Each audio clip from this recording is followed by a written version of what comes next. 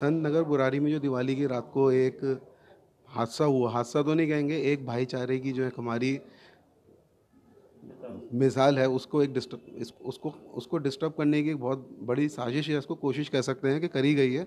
क्योंकि दिवाली हो या ईद हो, ये दोनों समुदाय आपस में मिलकर बड़े आपस में मिल करके मनाते हैं, और वहाँ पे वो जो हरकत करी गई है, वो बड़ी नाजेब हरकत थी। उसको लेकर के हम डीसीपी नॉर्थ ऑफिस में गए भी थे।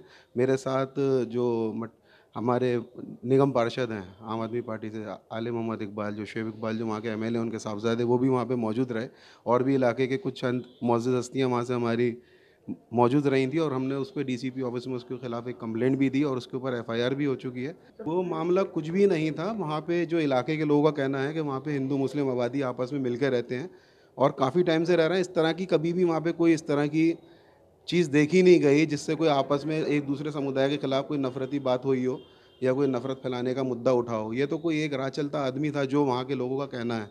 और जो अभी पुलिस तफ्तीश कर रही है, तो एक कोई राह चलता आदमी था जो वहाँ ज़बरदस्ती खड़े होकर के और माहौल को ख़राब करने के लिए ये जो गाली गलौज और उसको धमकी दे करके गया।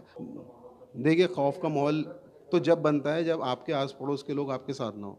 वहाँ कोई खौफ का माहौल नहीं है। दुकानदार जिस तरह से पहले काम कर रहा था, वैसे ही अब भी कर रहा है। सर, ये संत नगर का पहला मामला नहीं है, ऐसे पूरे हिंदुस्तान में ऐसे मामला देखे गए हैं और ख़ासकर मैं देख रहा हूँ कि जब ये मामले तब होते हैं, जब कोई कोई जो मेजॉरिटी का कोई त्यौहार होता है, तो ख़ासकर माइनॉरिटी को टारगेट किया जाता है और ये ऐसा टारगेट किया जाता है, मतलब बहुत अफ़सोस की बात है।